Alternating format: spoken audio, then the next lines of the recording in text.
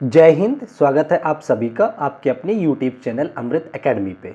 अगर आप लोग सीटेट एग्ज़ाम्स की प्रिपरेशन कर रहे हैं तो ये वीडियो आप लोगों के लिए बहुत ही ज़्यादा इम्पॉर्टेंट होने वाली है, क्योंकि इस वीडियो में मैं चर्चा करने वाला हूँ उन कुछ महत्वपूर्ण बातों का जिसकी वजह से बच्चों ने कई बार अपने आप को मतलब कि पास ना कर पाए हैं इस एग्ज़ाम को। जैसा कि आप लोगों को भी पता है कि बहुत सारे फॉर्म पड़ते हैं, ज़्यादा से ज़्यादा 10 से 12% मैक्सिमम 20% बच्चे भी पास नहीं कर पाते हैं, ठीक है ना।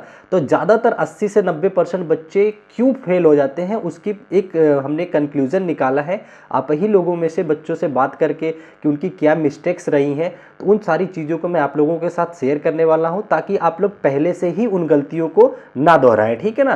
तो चलिए बिना टाइम वेस्ट किए आज की वीडियो को आगे बढ़ाते हैं। अगर आप चैनल पर नए हैं तो चैनल को सब्सक्राइब जरूर कर लें, क्योंकि इस चैनल पर हम हर तरीके के टीचिंग एग्जाम्स की प्रिपरेशन बहुत डिटेल में कराते हैं, ठीक है ना। तो देखिए ये कुछ महत्वपूर्ण बातें हैं जो गलतियां बच्चे अब तक करते आ रहे हैं, यानी कि जो लोगों ने एग्जाम दिया है उनसे बात करने के बाद कि उनके नंबर्स कम क्यों आए, तो ये कुछ महत्वपूर्ण बातें निकल करके आई हैं। तो ये बातें आप लोग ना दोहराइएगा, ठीक है ना।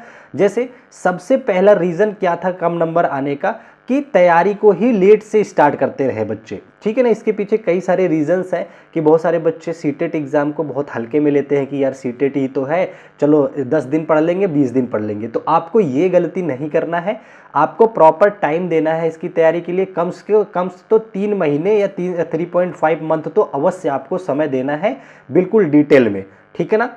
पहला काम आप ये करेंगे, ये गलती नहीं करेंगे, अभी से तैयारी स्टार्ट कर दो। मैं अपने चैनल पे मैथ और साइंस पेपर 2 के लिए बिल्कुल प्लेलिस्ट बनाना शुरू कर दिया है, एक एक क्लास लगाना शुरू कर दिया हूँ, तो आप लोग अभी से देखो, ठीक है।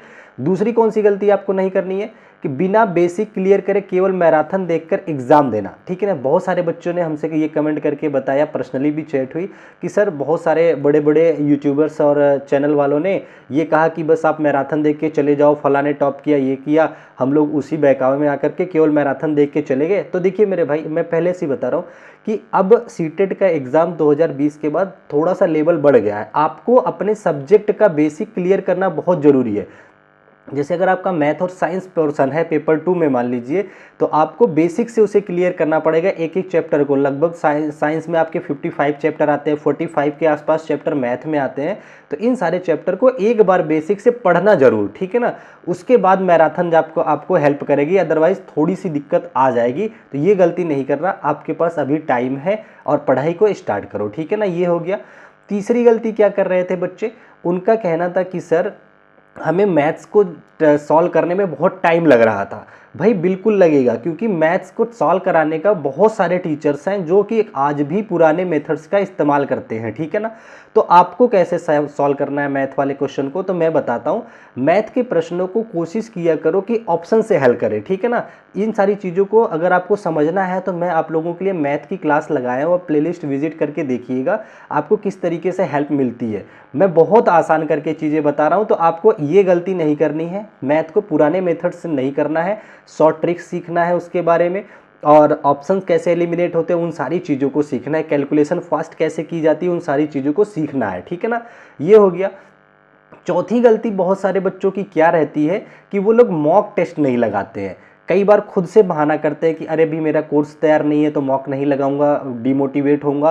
तो ये गलती आपको नहीं करनी है। आपका जितना भी सिलेबस हो रहा है हमेशा मॉक लगाते रहिए। अगर आपको ये वीडियो 2-3 महीने पहले मिल गई है तो आप अभी से मॉक लगाइए। अगर फुल नहीं लगा पा रहे हैं तो सेक्शनल मार्क लगाइए, ठीक है ना। कि जैसे पहले एक पेपर में सीडीपी केवल दे दो, एक 30 क्वेश्चन मैथ के लगा दो, 30 क्वेश्चन साइंस के लगा दो। इस तरीके से भी आप टेस्ट दे सकते हैं, लेकिन एग्जाम से पहले 20 फुल मॉक आपके जरूर लग जाने चाहिए, ठीक है। इस बात का जरूर ध्यान रखना। चौथी गलती इससे बचनी है। पांचवी गलती आपकी जो सबके लिए इतना ही ज़्यादा कॉमन थी कि ज़्यादातर बच्चे इस गलती को कह रहे थे कि सर ये चीज़ें नहीं मैनेज हो रही थी, कि एग्ज़ाम में टाइम मैनेज नहीं हो रहा था। तो देखिए एग्जाम में टाइम मैनेजमेंट का एक ही रास्ता होता है कि आपको शुरुआत से ही अपने टाइम मैनेजमेंट पर प्रैक्टिस करनी होगी, ठीक है ना। तो उसके लिए मैं प्रॉपर क्लासेस लेता हूं, तो उसमें बीच बीच में बताता रहता हूं। तो आप ये बात ध्यान रख लेना कि अगर आप मान लो फ्रेशर ही बिल्कुल पहली बार एग्जाम दे रहे हैं तो ये दिमाग में बैठा लो कि एग्जाम में आपको टाइम की प्रॉब्लम आएगी, तो उस चीज़ को पहले ही सॉर्ट आउट कर लो। मॉक टेस्ट लगाओ, शॉर्ट वे में क्वेश्चन करना सीखो, ऑप्शन एलिमिनेट करना सीखो, ठीक है ना। अगर आपको लगता है कि ये सब चीज़ें नहीं कर पा रहे हैं तो चैनल को सब्सक्राइब कर लो। मैं आप लोगों के लिए ये सारी चीज़ें बीच बीच में प्रैक्टिस करा रहा हूँ, तो उन सारी चीज़ों को जरूर सीखें, ठीक है ना। तो इतनी गलतियों से अगर आप अपने आप को बचा लेंगे तो पहली बार में ही आपका सीटेट क्लियर हो जाएगा, ठीक है।